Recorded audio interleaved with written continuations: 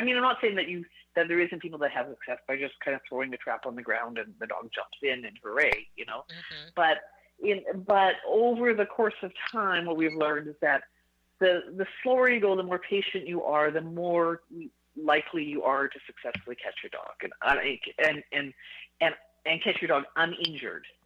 Right. So. Yeah. Is there anything else about this conversation that's important to talk about before we have to close, Kathy, that we haven't already touched on? I'm just trying to think of what people's first questions are. Just be prepared. Always have that food with you and a little bowl for water and a bottle of water so you can set up that feeding station when you go out to a sighting. That's what I would say. Most people rush out there and don't take anything with them. Yeah. The other thing, I guess, is that, a lot of times you don't need a humane trap. Once you start getting your dog onto a regular schedule, they will start being there around the time they know you come every day. And a lot of times you're just really patient and you just sit quietly a little bit out of the way and let them come out and eat. And then the next time, maybe sit a little closer and let them come out and eat. And you just be really, really patient. A lot of times we've had dogs caught that way, and we've never, ever had to have a trap. Yeah. And I wrote down while we were talking the word discouraged, not to get discouraged, because you said patience and understanding that you have to be patient when you're dealing with particularly a shy dog, and especially one that's been recently adopted that really isn't that familiar with you, maybe a day or two only. Right. So that it does take patience and it does take time. Yeah. Mm-hmm. Yep, but there is kind of a strategy, and if you follow it, you have a really good chance of catching your dog successfully. Yeah. The other thing I guess I would say is once you kind of establish a place where you're going to feed your dog, don't give out that information on Facebook, or keep that really close to your vet. I mean, and don't maybe tell a couple of really trusted friends or whatever. But you don't want that out on social media, because you don't want people going out. Sometimes it's just curiosity seekers, and sometimes it's people that think that they're going to catch the dog and they know better than you do, and things like that. But all that sort of stuff is just going to risk chasing the dog, scaring the dog and chasing them away. Yeah. Yeah. So.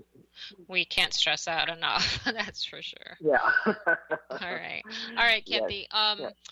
Would you like to take a minute and tell everybody how to look up your webpage where you can find more information about trapping and all different kinds of information related to lost pets and pet recovery? Yeah, absolutely. Because we have a really detailed step-by-step, I think it's like 15-part series on catching a shy lost dog on our website. And it walks you through all of the stuff that we've talked about and more, right from, the beginning steps to successfully trapping your dog and what to do once you trap your dog. And so that's on our website, Lost Dogs of America, www.lostdogsofamerica.org. And I believe it's called the Humane Trapping Series. If you just put that into the search bar, it will pop up. Okay.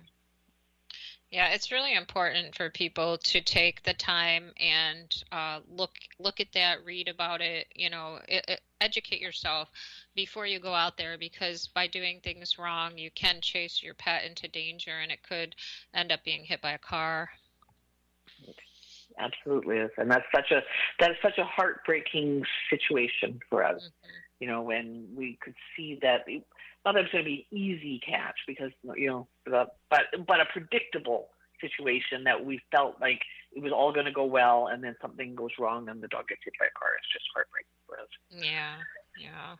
Well, thanks again, Kathy, for being with me this month. I'm always glad to talk with you because I always learn something new.